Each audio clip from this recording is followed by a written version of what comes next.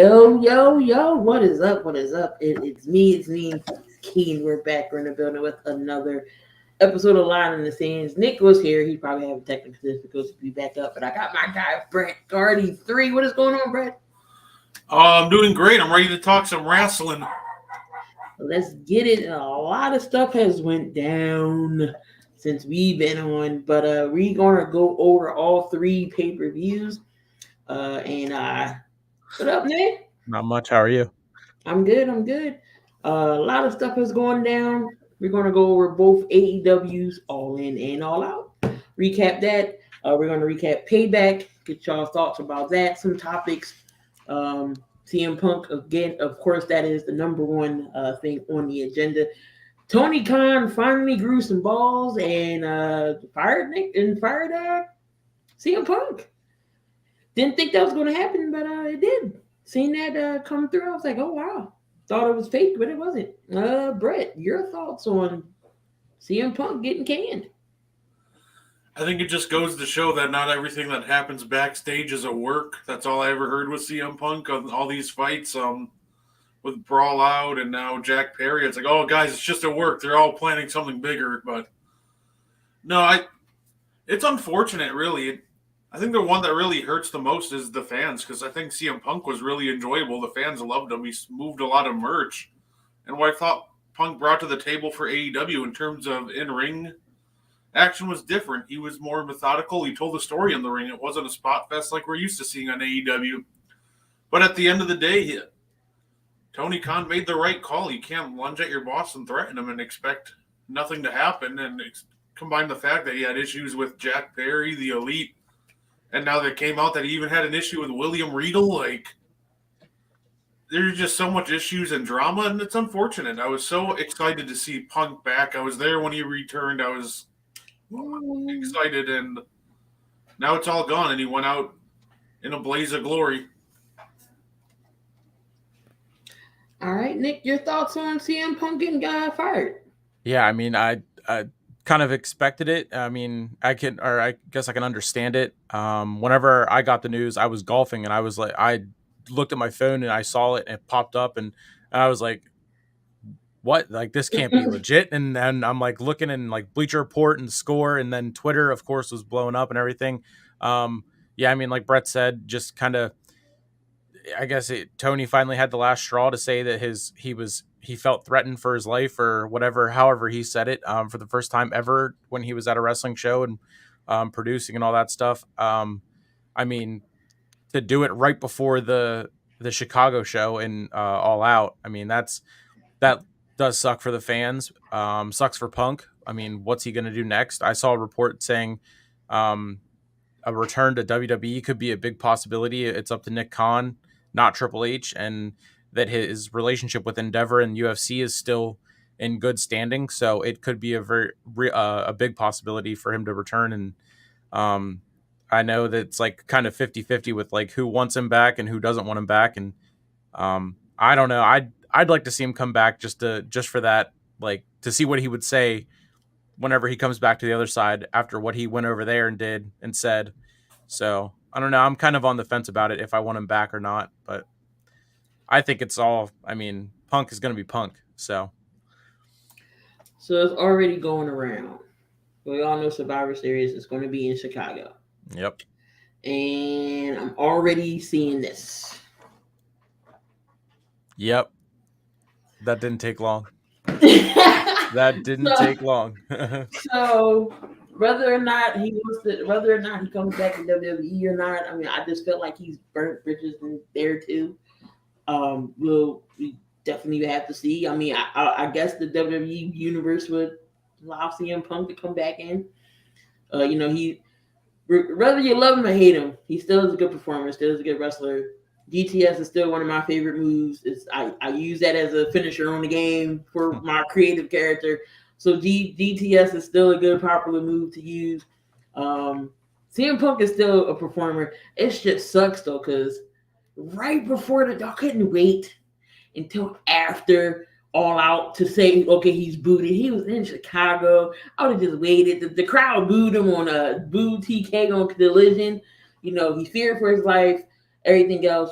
Apparently, CM Punk charged that TK. That's why he decided to cut him. We don't know what goes on behind closed doors. So, got some comments here real quick. Got Daniel Berry, appreciate you. Kyle says if he comes back to WWE, who would feud with him? Chris, never say never. Rollins versus Punk definitely would be interesting. And TK is a joke. It's your thoughts on maybe Punk versus Rollins or even Roman versus Punk? Those would be my top two. AJ Styles. I was going to say, I wanted to address Chris's comment because I think he's right. I think TK so far he's been trying too hard to be friends with all of his wrestlers instead of their boss. Yep. This would have never happened under Vince. You might be friends with Vince, but Vince is going to put business first. He'll put you in your place real quick. Yeah. Tony Khan's giving everybody preferential treatment if you're his friend. So as far as CM Punk in WWE, if he came back, I think a low-key underrated feud would be CM Punk versus The Miz. Quite frankly, I think their mic work would be phenomenal, and there is past beef there with Punk and him so that they can build on. LA Knight and Punk. Ooh, LA Knight and Punk would be good. I'm low key. I love CM Punk's theme music. So when I hear it, and then the crowd goes, and I've seen it in person. It is amazing. So I just like the call of personality. I just think CM Punk's done. I don't think he comes back to WWE. I think he's just going to end up staying away from wrestling altogether at this point. Now the Jags are beltless. What happens if the Jags win the Super Bowl? They don't get no belt. They got to get there. They got to make their own. AEW belt. But AEW doesn't do side plates. That's the whole reason why WWE does the custom belt to the teams that win the championships, because they can make the side plates with the logos for the teams that win. That is funny. They was like, "Oh, the Jags belts are sold out." They're not sold out. They never existed. Didn't want them.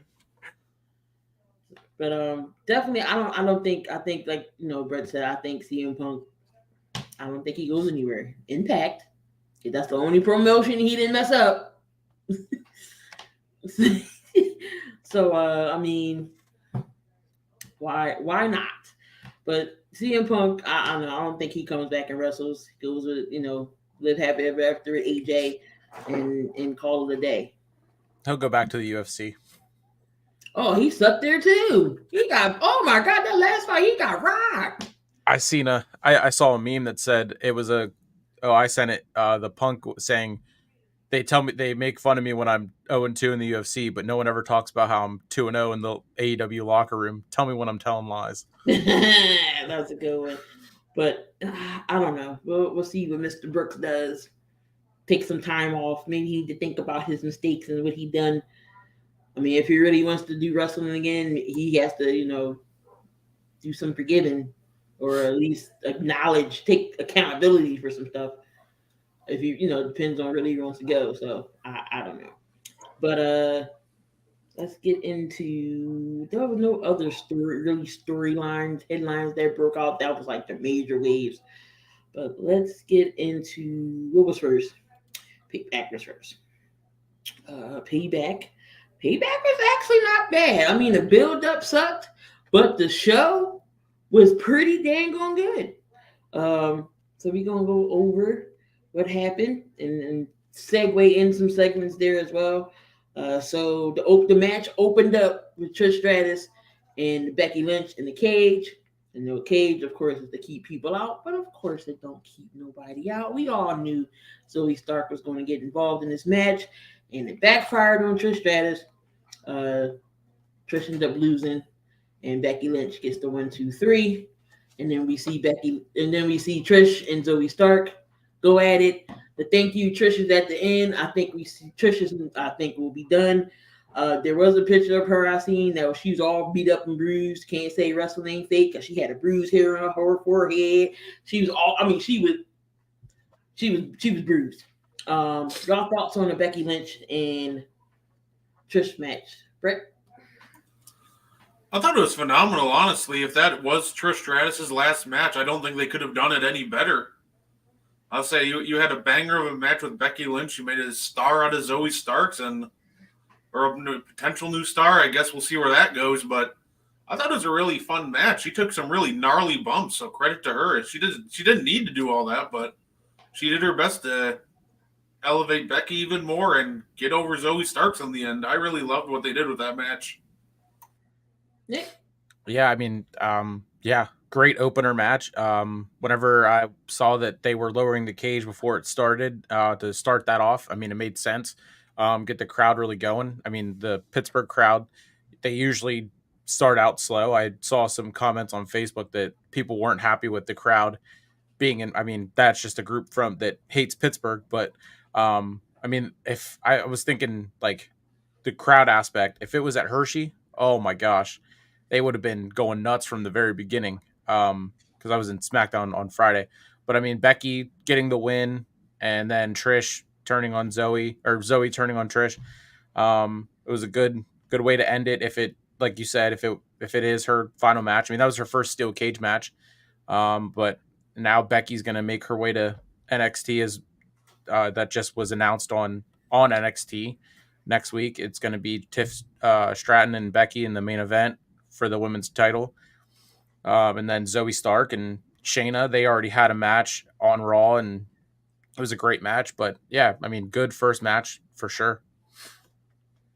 I did see that with Shayna Baszler. She's like, "Oh, I can say you was better than Ronda." Yo, I died. She said that. She was like, "Oh, at least she's better than Ronda." So at least she got her respect there. Does this prove that the women's division don't got no direction? If you putting Becky Lynch down in NXT, is that to put Stratton over? Or I know that's the title she hasn't won yet. So I don't know if they trying to put that on, or they trying to do what she did with Charlotte, how Charlotte went back down. I don't know. Y'all thoughts on Becky going after the women's title in NXT?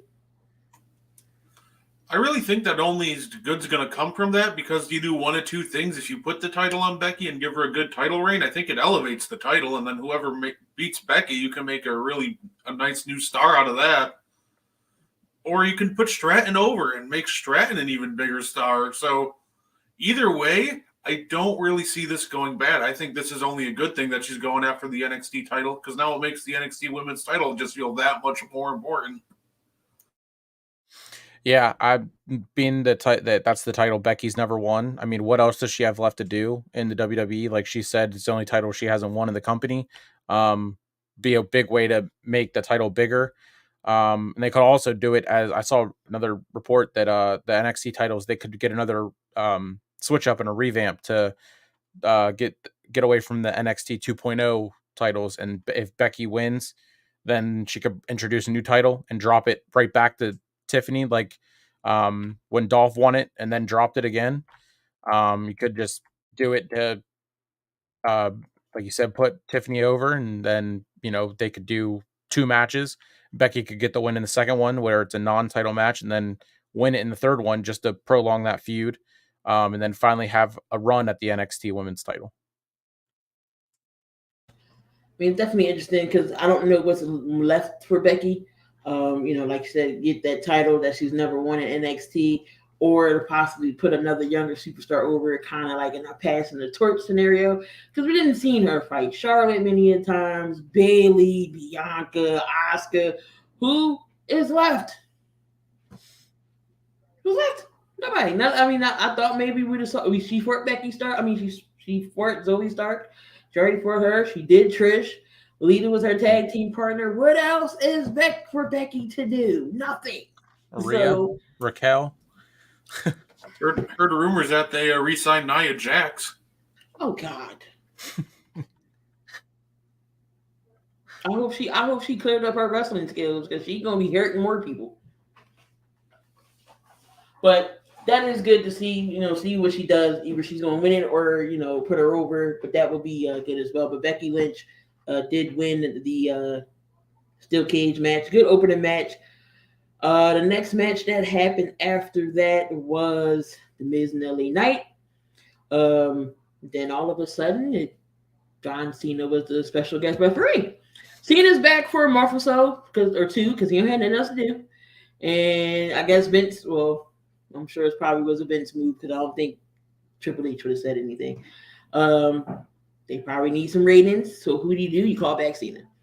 I don't know why they inserted Cena in this match. I feel like it was good without him. But anyway, LA Knight versus The Miz. John Cena, special guest referee.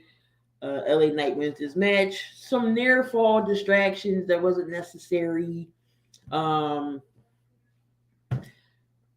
Cena tried to go by the book, stuff like that. Miz did take a while to get in there. He didn't want to get in there, but we all knew LA Knight was going to win. But the promos leading up to this match was fire. So shout out to Miz, and they definitely know how to cut a promo, especially LA Knight, especially on that tribute to Bray.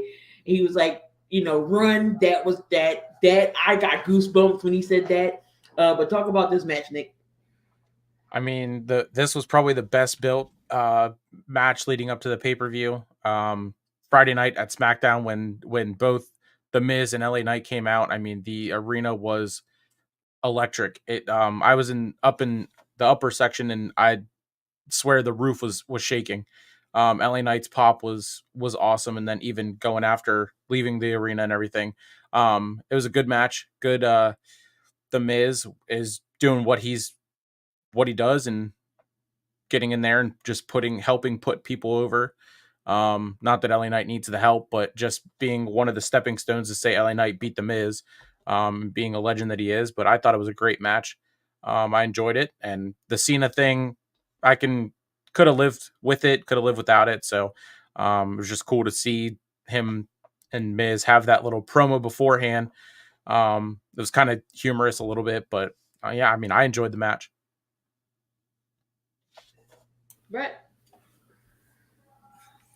So I really do like LA Knight. I think his mic skills are phenomenal. I think he's a very entertaining character. He's got all the charisma in the world. But his matches almost put me to sleep. I'm not a big fan of LA Knight matches. There's just something. They're methodical, but they're almost too methodical. Like, I get it. He works at a slower pace. He wants to tell a story, but it just seems like his matches take a little too long to develop for me. I'm not a big LA Knight fan when it comes to in-ring work. So overall, I actually was pretty bored by this match, but I think it served its purpose. I got LA Knight even more over, teased a future feud with Cena. LA Knight and Cena on the mic is going to be electric if they do go that route, and I think it would be a fun route to go. So I'm excited to see what they do next with LA Knight. I just really want to see his in-ring work just kind of pick up a little bit. That would be slow. We all know Cena getting up there in age. Lord have mercy. But no, that definitely would be interesting. You see at the end, when they were going up to the ramp, LA Knight was talking his smack. Cena extended his hand. He was like, "Oh, you want to be my friend now?" He was like, "It ain't about being your friend. It's about respect." So that was the sign of, hey, you did, passing that. So you never know. Might be Cena next. It could be The Miz again. The Miz did challenge him again. I don't know what's gonna happen. So, but good build up. Both promos, both Miz and LA Knight can talk on the mic. So it's always good to see that they can. The mic skills is great. We had the United States Championship. We had Rey Mysterio versus Austin Theory, which we all knew Rey was going to win. Nothing too much to talk about in this match. This is a bathroom break match. Nothing spectacular. Rey went clean. I'll give Rey Mysterio credit, though. I think he's going to be 108, and he'll still be able to move and fly around the ring. Like, that dude just doesn't age at all. Not 108. This was match of the night for me. I'm sorry. Tag team titles. KO and Sammy versus Finn Balor in the Steel Street fight, whatever you want to call it. This is the fight that did Terry Funk proud because that what they did on Thursday or last Friday was no hardcore match. This was a hardcore match. We seen kendo sticks, we seen chairs, we seen ladders, we seen everything. KO busted open. They're in Pittsburgh. They broke out the hockey sticks in the Pittsburgh Penguin jerseys. I'm like, oh, Lemieux and Crybaby Crosby is out. Okay. Everybody in the Judgment Day came. It was just an outnumbers game. But two spots of the night for me. Swanton off whatever KO was on in the crowd. The upper barricade there. And Rhea Ripley with that spear. That spear was clean. Yep. It was clean. It looked like she was playing football. All she needed was a helmet. It was a good tackle. It was like spot on. Like she hit him right in the shoulder. Boom. So, but we got new tag team champions, and Judgment Day has all the gold now. So Judgment Day is the cure factor on Raw since the bloodline is slowly diminishing but taking their break. So now the Judgment Day is your dominant factor, and they have all the gold. Was this the right decision to drop the titles to Judgment Day? Right? No, I think it was. I loved Sammy and KO, and I think their title reign was fun. But I think Judgment Day's story just is a lot more interesting, and I think adding the tag team titles into the picture just it adds more to it. I thought this was the best match of the night as well. It kind of gave me like an old school ECW street fight vibe with the way they were going all around the arena, camera work. I was really worried on KO on that Swanton spot, though. He looked like he missed the table. I thought he just landed straight on the concrete almost. I was like, oh. But I'm glad to see he was okay. And overall, this was a lot of fun match. Did you guys see what Rhea tweeted out before the show started, by the way? No, what'd she say? I saw it. Judgment Day was on the seats, the collector seats that you can take home, and she tweeted out, "Congratulations to the lucky people who get to sit on my face tonight." I can't. That match definitely did have an ECW feel. I did the watch party, and I definitely did bring out my inner Joey Styles when KO hit that swanton. Oh my God! So I was bringing back the Joey Styles. But no, this match was great. Judgment Day got gold. It was just I was just shocked. But I heard that KO still is not fully hurt. Injured. Fully healed, and KO still dealing. Sammy's still dealing with a staph infection. So I think that's probably why they dropped them. But who's going to take them? That is going to be interesting. Been hearing rumors. Possibly DIY can get back together. That would be great. Bring Gargano and bring Ciampa back together. That would be awesome. Or even maybe the Street Profits will probably take them off and say, or together with Bobby Lashley. But Nick, your thoughts on did they make the right decision on dropping the belts there? Yeah, absolutely. The Sami Zayn and Kevin Owens, they did great. Building up to Mania, that whole thing with the bloodline, it was awesome. But once they got the titles, it was just like, what's next? They just beat the best tag team WWE has, and now who are they going to beat? Who are they going to face every single week? Oh, let's just throw Cody in and make it a six-man tag matches. Oh, who cares? Oh, okay. The main event of Raw is Sammy and Sammy, Cody, and Kevin against the Judgment Day for 8 weeks in a row. Great. The street fight, the Steel City, the Penguins jerseys, I loved it. Loved every second of it. The only thing I didn't like was when Finn took the terrible towel and was stepping on it. He stepped on the terrible towels. He'll get his for it. We've seen that happen before when a Bengals player did that. He'll get his for it. Finn became a Grand Slam champion with the win, so that was pretty cool. The spear by Rhea, great. And Swanton, awesome. And it was definitely probably my match of the night as well. Sami Zayn has some highlights to his blue bombs into the corner, the Halula kicks. They did I thought they was going to do a concerto, but they did the kendo sticks. It was just crazy. Dom came in. JD took the brunt of some stuff, so it just seemed like JD is like the punching bag for him. Like, no, I got y'all. Y'all don't got to worry about getting hit because he told last night. He told Dom to go. He'll handle it. And Dom was like, all right, say less. And he flew. He was out of there. Dom was going back to mommy. Cody looks like Mr. Joshua. Lethal Weapon.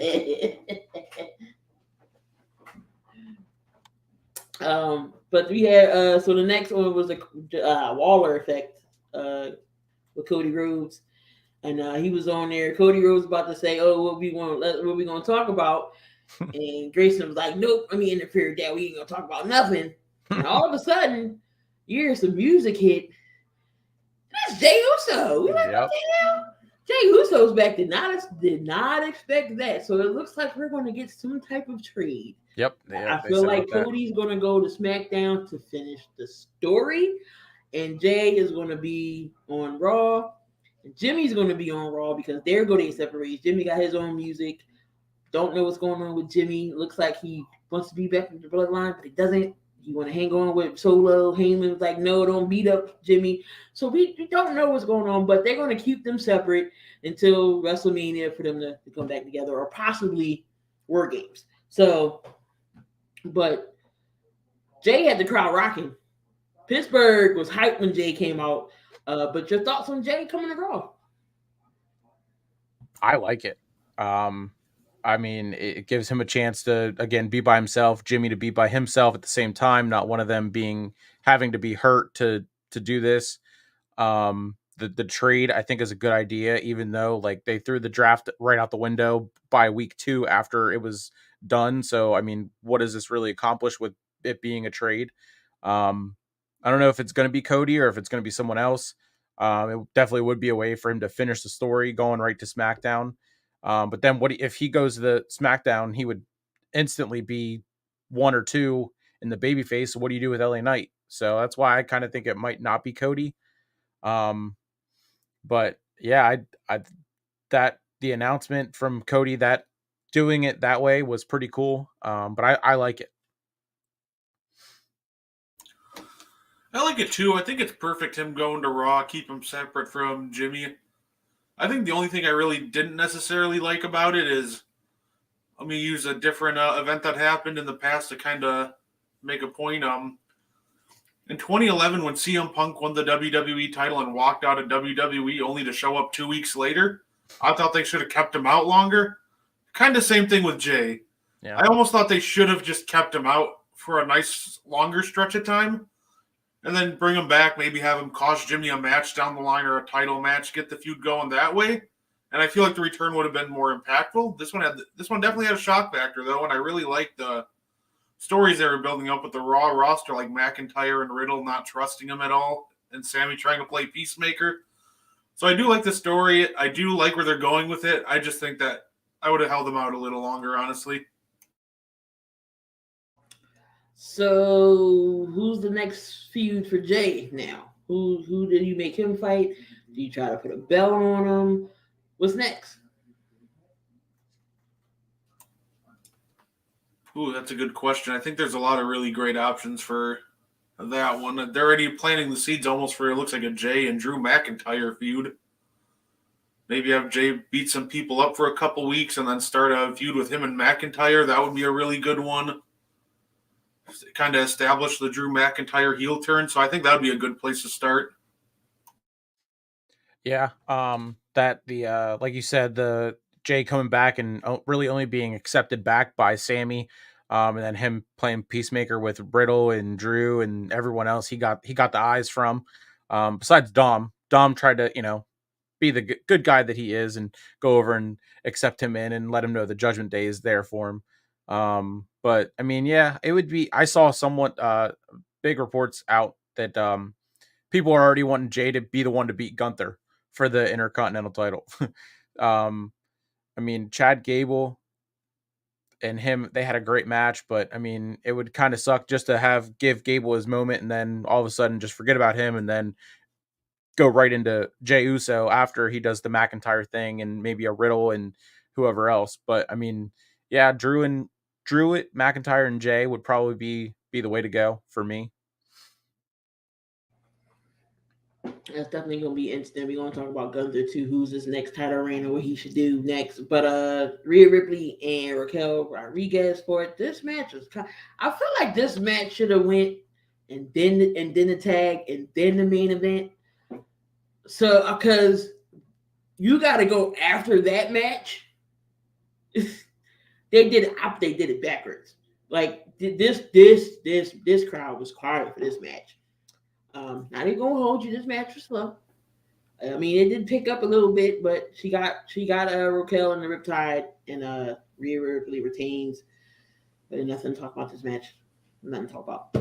Then we got Seth Rollins and Shinsuke Nakamura for the heavyweight title. This wasn't a bad match. Did go back and forth, but Nakamura couldn't get it done. Seth ends up winning. Nakamura attacks Seth after Payback went off the air, and then we seen exclusive that he did get a hit. Now, do they drop the title because Seth in his back? How long do you let Seth hold it? I don't want to see this match again. I don't want to see Nakamura fight Seth again. I don't want to see it again. I don't know if they're teasing it again for Fastlane, but who do you want to see Seth fight next, and do y'all have him drop it? It seems like they already made it clear what's next. It's going to be Seth and Nakamura. I wouldn't drop it to Nakamura. I think the right choice would almost be he drops it to a Damian Priest cash-in. That's the route I would go. And then that adds even more dissension within the Judgment Day. Finn gets jealous of him, and they eventually leads to him getting kicked out. But honestly, that's the route I would go. Have him feud. You can have him feud with Shinsuke again, but ultimately, I would have him lose to a Damian Priest cash-in. Yeah, I do like that. I definitely don't want to see the Shinsuke rematch again. I'm not a fan of him. This whole doing his promos in Japanese, I just sit there and I'm scrolling on my phone, and then when I hear Seth talk, I pop my head back up. But I mean, the Seth and Shinsuke at Fastlane say give it a stipulation, and then have the cash in with Damian be where Seth is, his back is hurting him, kind of like when Bianca had the knee injury, and then Seth won't be the one to take the pinfall, but he's going to be out because of his back or whatever.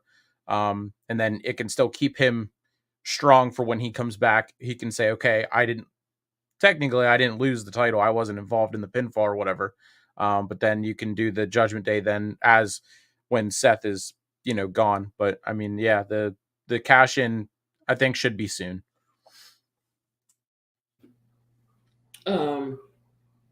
About to say, Nakamura did have the intro with the comic book. That was kind of cool. I did like that.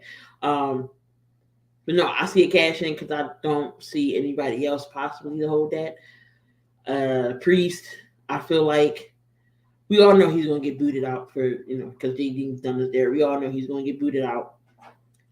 Will it cost them the tag team titles though? If they lose them to either Street Profits or Imperium, or even if they get Gargano and Ciampa back, I think somehow they, Finn and Priest are not going to be in the same space. They're going to be all mad at each other. Like you said, Finn's going to get jealous. I think that's going to cause them to lose their tag team titles, and then eventually them two are going to fight. Do you think Finn will get the belt back eventually? At this point, I kind of don't. I feel like if they were going to put it on Finn, they would have done it by now. Finn's not getting any younger. I would love to see a Finn title reign, but I'm just not confident that WWE believes in Finn Balor enough to put the title on him at this point. Or at least their main title. I could see them maybe giving him like another Intercontinental title run. They trust him enough with a tag team run, but with the big belt, it just doesn't seem they have enough faith in Finn Balor to give him a run like that. I mean, I would be okay with it if that was the way they would go. I mean, then you could kind of have Damian with Dom in his corner, Dom and Rhea stay together, and then JD and Finn could still be a factor, and they could prolong that feud with the tag matches and then one-on-ones and all that stuff. But eventually, like a Damian and Finn I think that would be a great match. Even if the title is not on the line, if like Damian wins the cash in and then loses it to whoever within that span of time, it could be Finn cost him the title, and then go that way with the feud and the breaking of the Judgment Day, and they could do it kind of how the Bloodline unfolded and all that, since they're the Bloodline 2.0 essentially with the new locker room segments that they're getting and all that. So it's definitely going to be interesting to watch now to see where Judgment Day goes. Before we get into AEW, Gunther and Chad Gable had the Intercontinental title match on Raw, and Gunther retains, making him the longest reigning Intercontinental champion.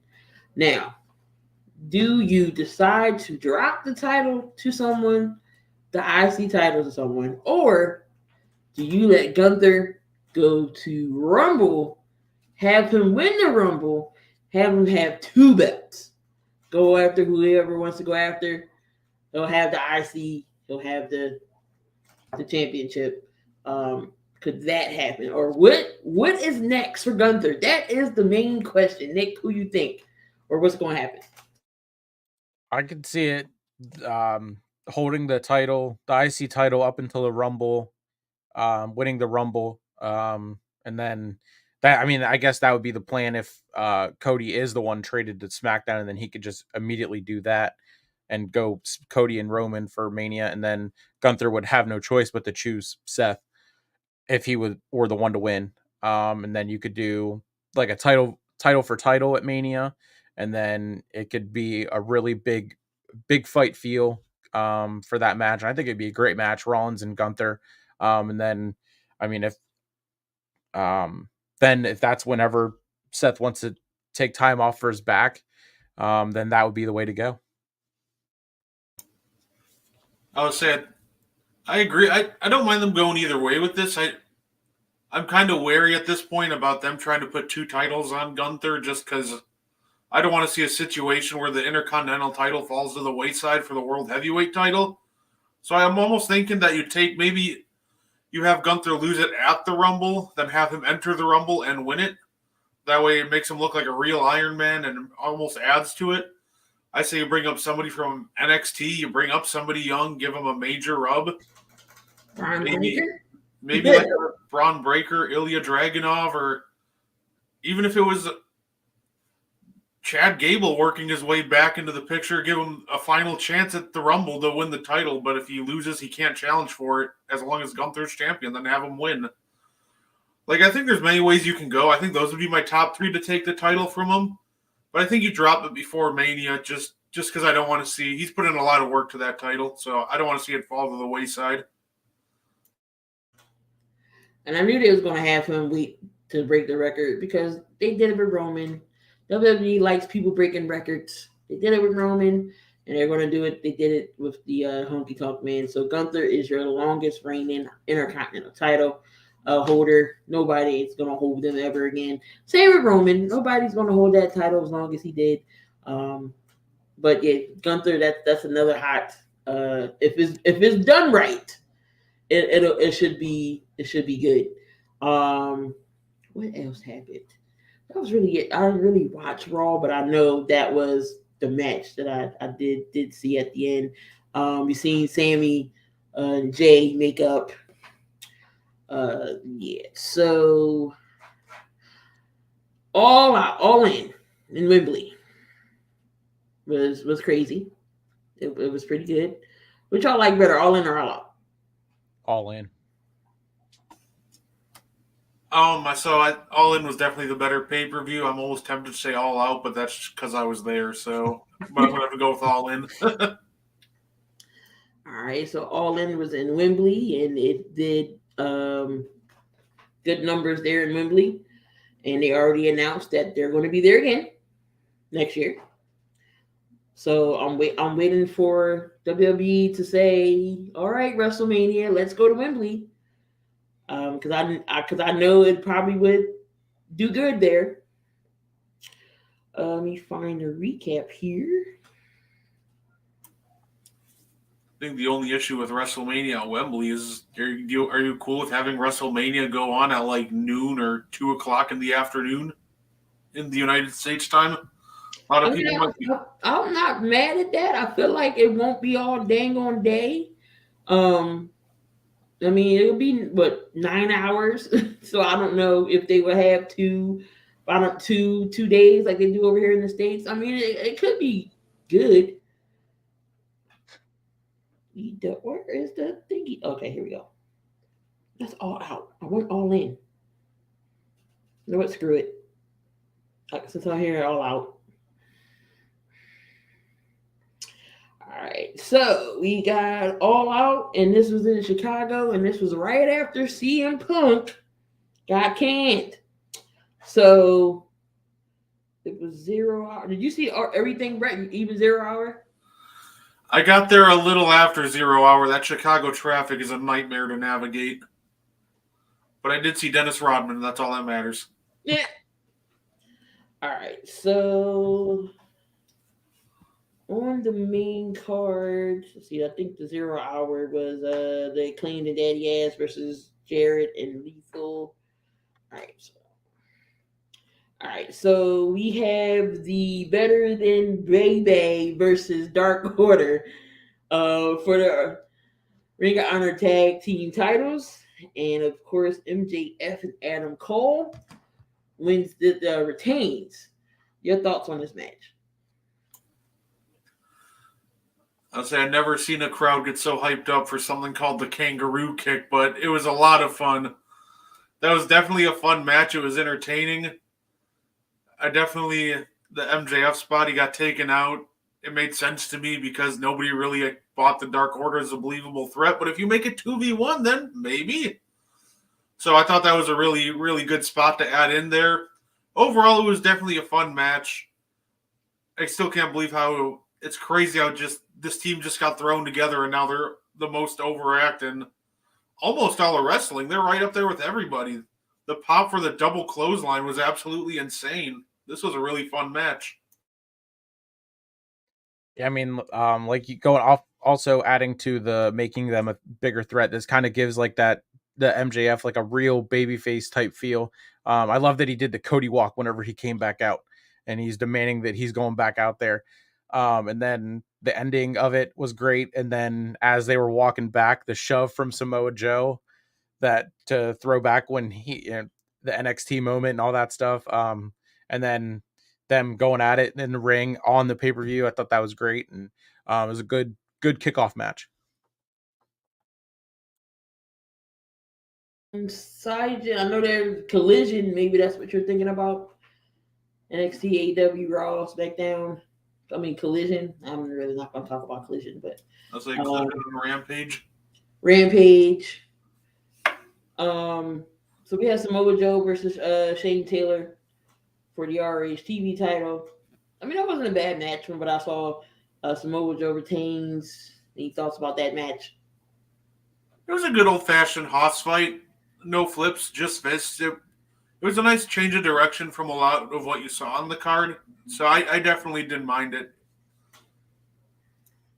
All right, then we got Luchasaurus versus Darby Allin for the TNT title. Looks like Luchasaurus retains.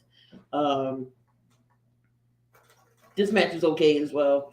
You know, Darby going high flying his matches. Y'all thoughts on this match? I don't know if y'all caught the press conference after with Christian being an absolute menace again. He sits down, first thing he asks, how's everybody's father doing today? The turtleneck Christian is probably like the biggest menace to society that we've seen in a while since like Legend Killer Randy Orton. But overall, I really love this Luchasaurus and Christian team. It is one of the most entertaining things on television. Christian has totally sold me as a heel. Anytime he picks up a microphone, I'm looking forward to what's going to come out. And the match was a lot of fun. I'm really worried about Darby. I really hope that he starts to tone down his style a little bit so he can wrestle later into life. Because man, those bumps he takes are just gnarly. He just throws himself all over the place, and I'm worried that's going to catch up to him, honestly. But overall, this match it was fine. It was fun. Didn't they? If I'm not mistaken, didn't they ask Christian about Edge? Yeah. Yep. Yep. He said he goes, I only talk about myself and Luchasaurus, and my only friend is Luchasaurus. Yeah. The same thing with Darby. The reports about his back and everything, and his quote was, as long as I can touch my toes, I'm good to go. And then, seeing the week before taking the coffin drop onto a metal coffin and then getting stepped on the steps by Luchasaurus, who's almost 300 pounds. I was like, okay, this is man, Darby loves what he does. But yeah, I enjoyed the match for what it was, and the whole Luchasaurus and being the one that wrestles for the TNT title, but then Christian is the face of the TNT title and the mouthpiece. I don't know. I kind of dig it. Like you said about the heel, and then the father comment, and also he said that he re-signed with AEW.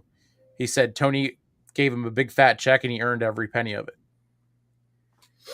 Oh boy. So Christian is living up to that heel role. You got Powerhouse Hobbs versus Miro. Miro wins the match, and CJ Perry is all elite. Y'all don't know who CJ Perry is, aka Lana. And Miro said, "Nope, no deals. I'm out. Forget you, bitch." He left. He didn't forget. He didn't forget you cheated on him with Bobby Lashley. He did not forget. He straight up gave you the cold shoulder and rolled out. She hit Hobbs with that chair, and it didn't even faze him. But your thoughts on Lana coming back? I knew it was going to happen eventually. It's interesting. I'm curious to see how they're going to really add what she's going to add to the Miro character, because I thought Miro was actually doing fine on his own. So I'm at this point, I'm just kind of curious what Lana or CJ Perry. I forgot Lana's her slave name. We can't call her that no more. CJ Perry. I'll say I just don't really know what she's going to add, because we've seen them do the evil foreign bad guy gimmick before. We've seen them really go through it all before, heel, babyface together. So I'm really curious to see what she's going to do. So it's interesting, something to keep an eye on. That's for sure. Yeah, whenever she came out, I just laughed at the fact that the crowd was chanting "beat that meat" or "slap that meat" or whatever they were chanting, and that's when she came out, and my immediate thought was, no one cares that she's here. I just want to keep seeing big meaty men slapping meat. Shout out to Big E, which they did. They said it exactly like that, and I thought that was fantastic. I also love that when she came out, instead of going to help her husband right away, she had to pull the Jeff Hardy and start dancing on stage for a minute, and they go, "Oh, wait a minute, hold on, I should probably go help him." And she took her shoes off up there too. We got Chris Statlander versus Ruby Soho for the TBS title, and Chris Statlander wins this match, and so he retains. Any thoughts on this match? Really interested to see what happens with the Outcasts. The whole Tony Storm hiding under the ring and helping Chris Statlander caught me off guard. So I'm really excited. I thought this was a fun match, and I think the twist with Storm helping Statlander and turning on the Outcasts, I'm excited to see where that goes. I think it's going to result in some really fun matches. Yeah, same thing. I think this new Tony Storm, Marilyn Monroe character is going to be interesting. The Outcast kind of having a little tension from the Tony attacking Saraya's family in London, and then this and that, and now Tony turning on Ruby. So I enjoyed the match. The turn was interesting for sure. This match was crazy for me. Ricky Starks and Daniel Bryanson. Brian Danielson. So I was about to say his slave name. And versus Ricky Stark. It was the strap match. This match was brutal. Y'all can't say the wrestling ain't fake with taking shots like that in the back. Ricky Starks. Brian was busted open. Like, this match was brutal. But it all came down. Bryan Danielson beat the match, had Ricky Steamboat in the ring. This match was overall great. And Brett, I can only imagine how it was there seeing it live in person. It was phenomenal. It was electric. This was arguably the best match of the night. I really loved the different spots they did. Them just whipping each other was brutal enough. The yes lock with the strap. Of course, for a second there, I got worried because I thought we were trying to set up Bryan Danielson versus Big Bill. I'm like, oh, this didn't go well for Big Bill when we tried that in WWE. But overall, it was brutal, and I think it was everything that you've ever wanted in a strap match. This was absolutely phenomenal. Yeah, I enjoyed it for Danielson, his comeback match. And after at the press conference he talked about it, that he was cleared to come back and do this type of match as his comeback match, because he got cleared by the AEW medical staff and outside doctors. And he made a point of like, the outside doctors, they don't care if I wrestle. They don't care if I do this or that. So whenever they said, yeah, you're good for whatever, he made the point of, okay, let's do whatever. And then he said, he made the point to say that he was excited to work with Ricky Starks, and that Ricky carried him through that match to avoid further injury for his arm and everything. And so yeah, I enjoyed this one for sure. And then the promo on either Collision or Rampage or whichever one it was, where he said the last time he was in a strap match, it was with someone he loved, and they beat the shit out of each other, meaning Bray, and that was a cool touch to it. And then just his return, leading up to it, to put him into the match, I thought it was quick, but it worked. It did its purpose. So I enjoyed this one as well. We got Eddie Kingston and Shibata versus the Blackpool Combat Club. Did not expect this ending. Had Claudio Castagnoli and Yuta win this match. Did y'all see this match happening? I mean, did you see the outcome happening? The ending was really quick. It actually caught me off guard. He hit the uppercut, and then all of a sudden I'm like, all right, whatever. He's going to kick out at 2.5. And then he got the 3. I'm like, wait, that was the end? Holy cow. It was a fun match. They had like a really told a great story of how Eddie Kingston was just so obsessed with Claudio, it just almost cost him the match. Oh, Nick, $5 in the swear jar, dude. I didn't say it. I quoted it. Bryan Danielson said it. Bryan Danielson owes $5 in the swear jar. We'll tweet at him later. But yeah, I thought it told a great story on how Eddie Kingston's obsession with Claudio just cost him the match. And I thought it was just an overall fun brawl. It was a fun sprint. It's a great match altogether. Yep, same thoughts. In the main event, we had Kenny Omega versus Tashida, and Tashida beats Omega. So give it to Kenny Omega. He's the EVP of the company. He could absolutely put himself over if he really wanted to, I'm sure, whatever. When he's yet he hasn't won in like the last 6 pay-per-views. This dude has actually been really selfless in putting over younger stars. And that's the thing with Kenny Omega. Anytime this dude steps in the ring, he's going to put on the best match of the weekend. I don't think it's any exception. I think he put on the best match of the weekend. It's really tough to argue against this match. It was a phenomenal back-and-forth match. And they really, really tried to make it. They really made a star out of Takeshita. It was a really, really fun match. I love Kenny Omega, and I love all of his matches just because anytime he steps into the ring, it's like a guaranteed instant classic. Yeah, I enjoyed this one. I'm not too big on the Takeshita because I don't watch the New Japan stuff, but everything. But just like the knowing what style of wrestling it was going to be, and Omega, from what I have watched, I did enjoy it. I mean, in the ring, he's great. He shows that he's a veteran in the ring, and then you see him on Being the Elite, and he's drinking Pepsi, and then says it tastes like lighter fluid to take a shot at CM Punk. So, I mean, them being the EVPs and everything, I can kind of see both sides of like, okay, Punk was right whenever he said about the children and I work with children and stuff.